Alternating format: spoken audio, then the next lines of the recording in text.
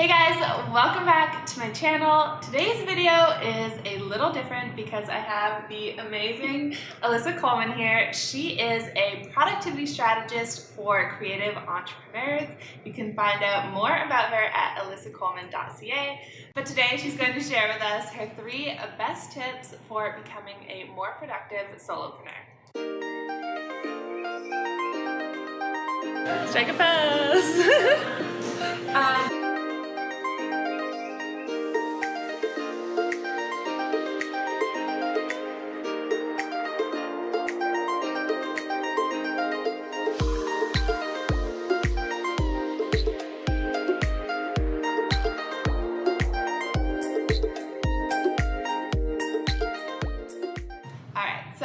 What is the number 1 tip? Okay, so the first thing I would really recommend, no matter what stage of your business is at, is to get really clear on your number 1 goal for that quarter. So what can often happen is you have this crazy long to-do list that's like a full page long, or like depending on how crazy you are, it could, like, sometimes my to-do lists are like 3 pages long and like journals full of all these things that I want to get done, which is incredible to like get those ideas out onto paper. I find that really helpful. But what you want to do is every single quarter have one main objective.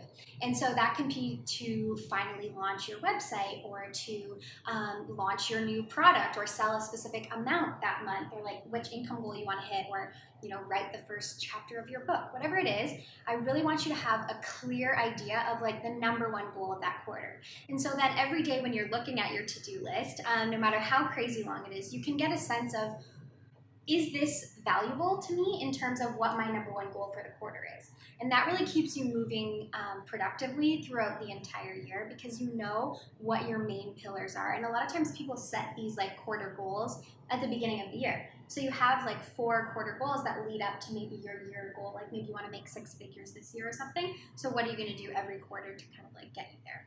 So my number 1 goal is to plan 90 days at a time, have a really big quarter goal, and then that will help you, it will help you streamline everything, because you know exactly what you should be doing, and you don't have like, oh, now I want to launch a podcast, maybe now I should do IGTV, and oh my gosh, yeah, I almost got distracted. It's like there's so many shiny objects, and if you have your quarter goal, it's so much easier to like stay on track.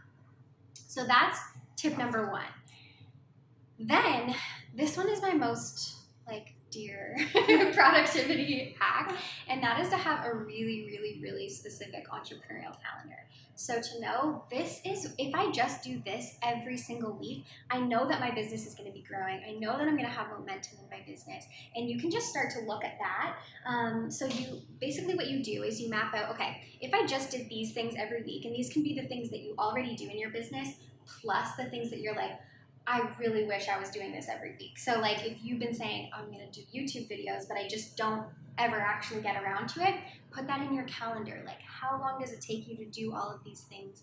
And really, like, it's a big process to create your calendar in a way that actually works for you. So create one, try it on, see if it actually works, and then tweak it. But now I have a calendar that I literally just open every single morning. Whatever's in my calendar, I just do.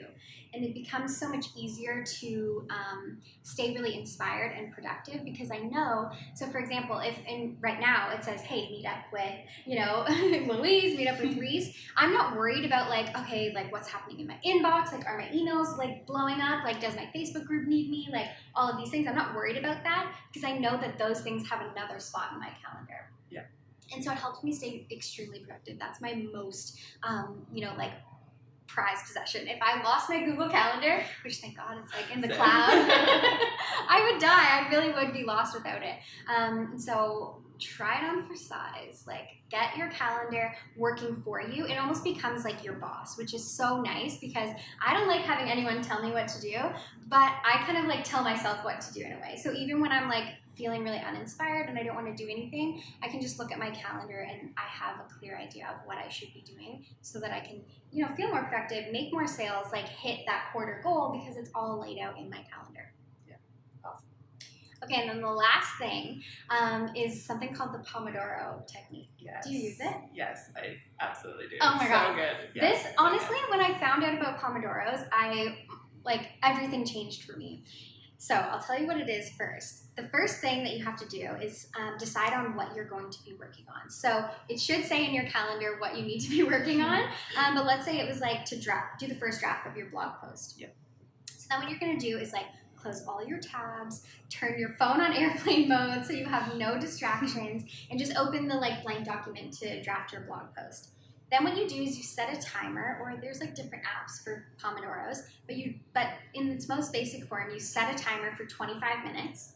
And I really recommend turning on music during this time because it like helps me like hustle. I don't do that. You but do silence? I will add that. Yeah, like just the fact that I'm not switching in between tasks makes me 10 times more productive. Yeah, so during that 25 minutes, all you do is focus on that one thing. Whatever that one task is that you said you were going to do, so in this case, drafting your blog post, you literally just focus on drafting your blog post. And not only does it make me work like so much faster, like the amount of stuff I can get done in 25 minutes is nuts, but I also feel like I'm more inspired because, again, I'm not thinking like, oh, like, should I check my inbox? Like, I wonder if, you know, this person's messaging me, or I wonder if all my clients are okay. I don't think about any of that because I know for the next 25 minutes, I'm just focusing on this. And so I'm like fully in it. You're like really present with whatever it is that you're doing. So I feel more creative, I feel more inspired, and I get a lot more work done, which is kind of the end goal.